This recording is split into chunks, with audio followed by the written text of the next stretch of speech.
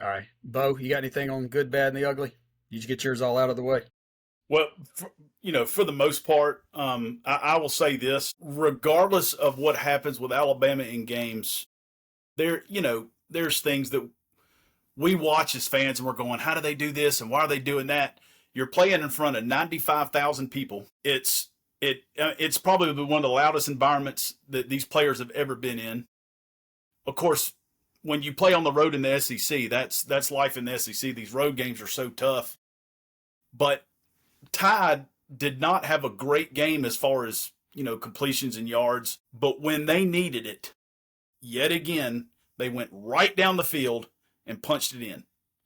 And there is something to be said. They have been put in so many uncomfortable situations this season. There is nothing that team, I guarantee you, psychologically, there is nothing they feel like they can't handle.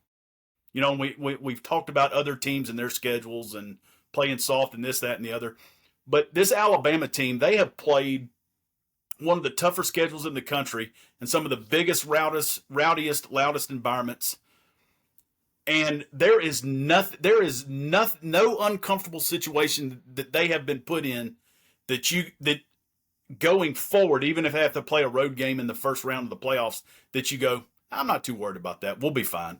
But with that being said, I'm like you, Scott. There's some things on offense that I think I don't know if the plays are coming in late or if there's too much communication at the line of scrimmage. In other words, we're just trying to be perfect. We're trying to get Right. everything perfect. Sometimes you don't need to be Right. perfect. Just get the play and go because your Right. guys are better and just let them eat. Just let them go Hmm. do their thing.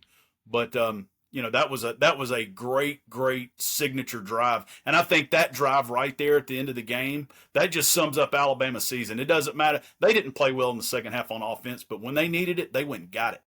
Yeah. Two things. That'll be on a Daniel Moore print here in the next month. And the only other thing I'll add to that is I put Ron Williams on a milk carton this morning because he was nowhere to be found.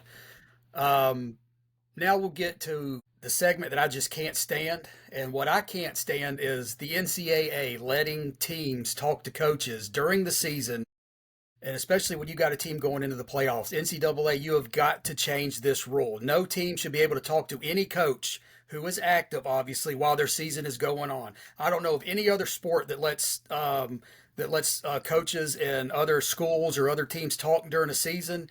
That should not be allowed. You need to do something about it as far as like the academic calendar, as far as I don't care that the signing day is in a few weeks. Push it back. It was in February for a reason. It should not be any closer to the end of the year. Put it the first Tuesday in February like it used to be, and quit letting schools talk to coaches while their season's still going on. That's not right, and the NCAA needs to step in and do something about it. Boss, what you got?